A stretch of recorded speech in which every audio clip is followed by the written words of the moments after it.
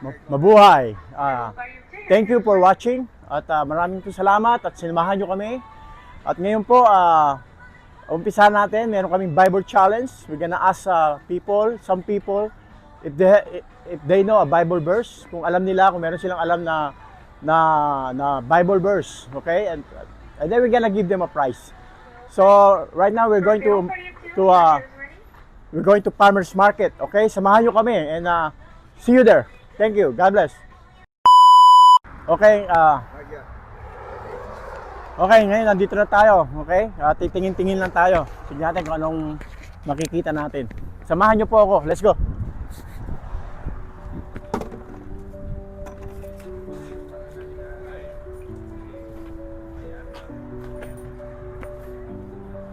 What is this? Oh, honey. Oh, honey. Okay.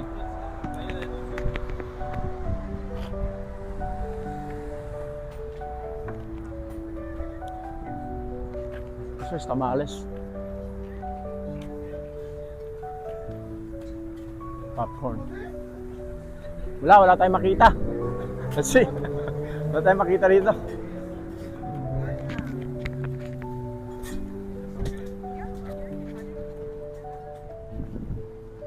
Yeah, wala tayong makita rito.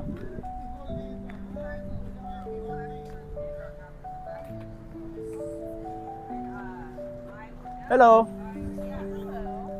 What's that? Oh, we're vlogging right now. Is that okay? We're vlogging. Yeah, you're fine. Yeah.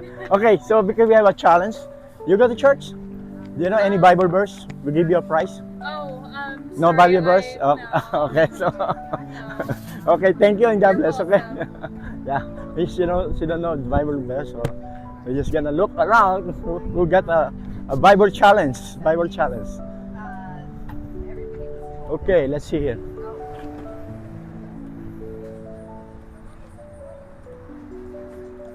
This is a fruit here. Mga prutas, oh. Pakita mo yung mga prutas there. Mga orange. It's all orange.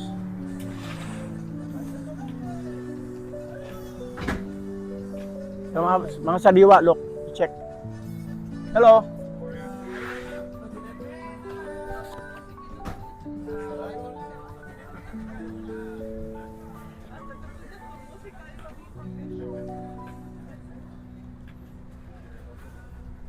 Just look around, you know, what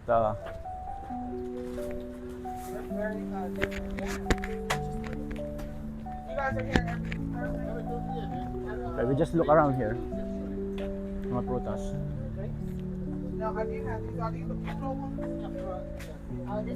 Wala tayong mapagtanungan. Walang dapat. So. Hello. Hello. Is that okay if I ask you some question? Hello, ma'am. He doesn't talk. Oh, you don't talk. Okay. Oh, nonverbal. He'll talk to you, but he Yeah. won't. What you asking? No, because we have a Bible challenge. You know, if you have a Bible verse, we give you a prize. Connor, you got a viral verse? Connor, come here.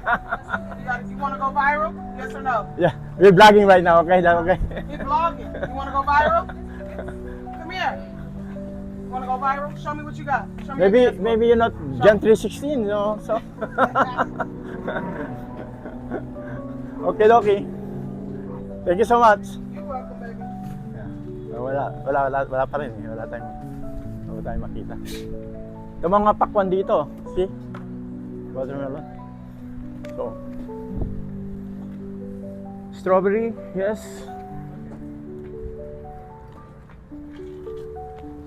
Hey, ma'am. We're bragging right now.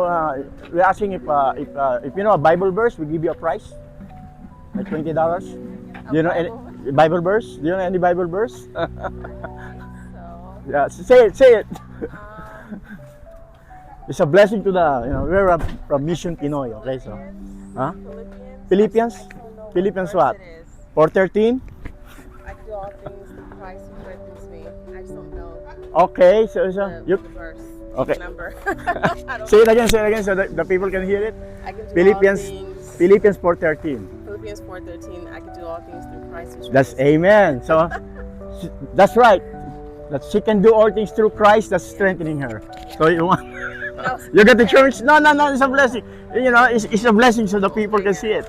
Donated back to the Yeah, church. we're in a Mission Pinoy, a Baptist church, so First Baptist Church. So I give you a tracts, okay? You have like a So we're inviting you. I'm Brother Eli. What's your name? Tiffany. Okay, Stephanie. Okay, nice meeting you. So come visit us, you know, and try to find a YouTube channel, Mission Pinoy. Okay. Okay, God bless you. Okay. So we get one. Praise the Lord. Praise the Lord for that.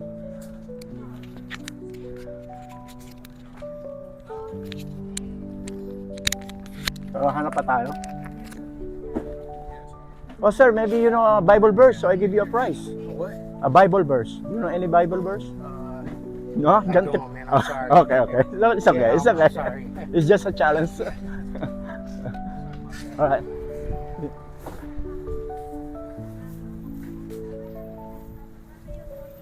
Oh, ito pala mga Pilipino eh. Ay, kamusta po? Hello po. Sa Mission Pinoy po, nagbablog kami. Hi. Ngayon, pray for Cebu, okay? Meron kaming challenge. If you know Bible verse, then we give you a prize. Do you know any Bible verse? A Bible verse? Kahit na John 3:16 maybe? Wala po. Okay. Mga kababayan sa Pilipinas, Mission Pinoy po. Imbitahin lang po namin ko sa kami Filipino Ministry dito sa Tent and Pine po. Okay? God bless you po Ako si Brother Eli. Okay. Shout out sa Philippines. Saan kayo sa Pilipinas? Kabaratuan City. Cabanatuan City. Shout out po yung pamilya niyo sa Cabanatuan. Kabaratuan din siya. Hindi, sa Pilipinas, napapanood tayo doon sa Pilipinas. Mission Pinoy po. Sige po. God bless. Anong pangalan niyo po? Corazon. Corazon, okay. Bisitahin niyo po kami pag linggo po, alas 9. Tent and Pine. Meron Filipino Ministry.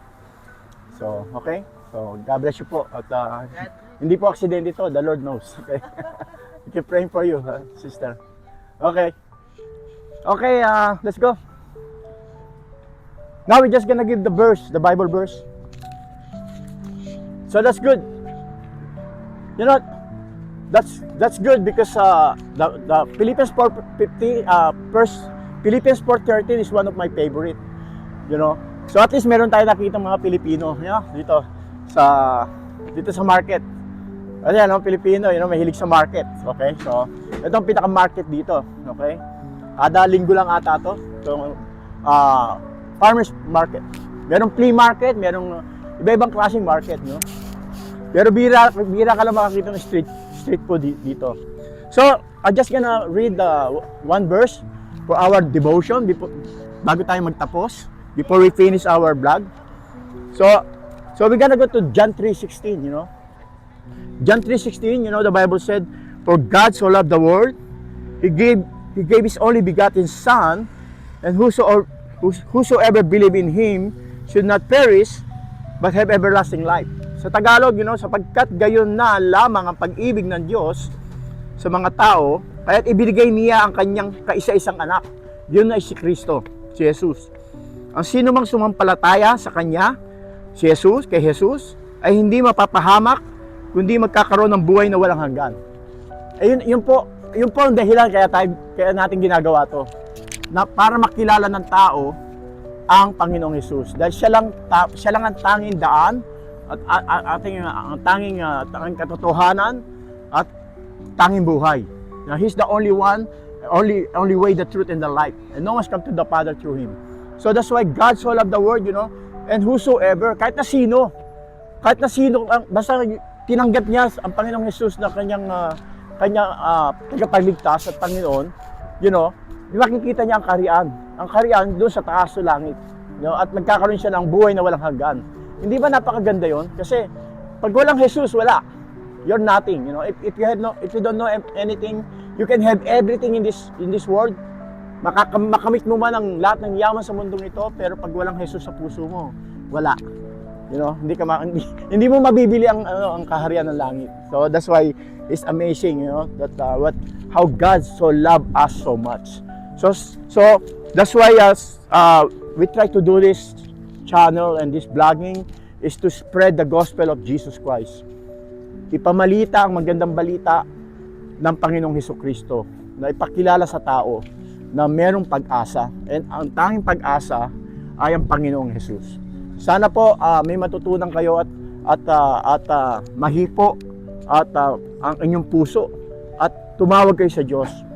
At ang dapat nyo na sasabihin, basta magdasal kayo, sabihin mo, Panginoon, patawarin mo ako sa aking mga kasalanan, kailangan kita na tagapagligtas. Pumasok ka sa puso ko, tinatanggap kita na aking Panginoong at tagapagligtas sa pangalan ni Jesus. Yun ang dadasalin mo. Sa English, you just say, hey, Lord, Father God, I am a sinner and I need a Savior. Okay? Masyado maingay. Basta sabihin mo, I am a sinner. In English, you bow your knee and pray. I am a sinner. I repented to all my sin. And I need a Savior. Come into my heart. And you're my Lord, my Savior. And I will follow you for the rest of my life. Thank you, Lord, in Jesus Christ's name. Yun lang, simpleng kanta, yun simpleng dasal lang. Simple prayer, okay? So, hanggang dito na lang po. At tandaan nyo, remember, that in 1 John 4:19, we love Him because He first loved us. At maraming salamat po at God bless. Don't forget to subscribe, like, and share. And say amen to the comment section, okay? So thank you so much, and Brother Felix is here behind the camera, and God bless us all. Jesus loves you.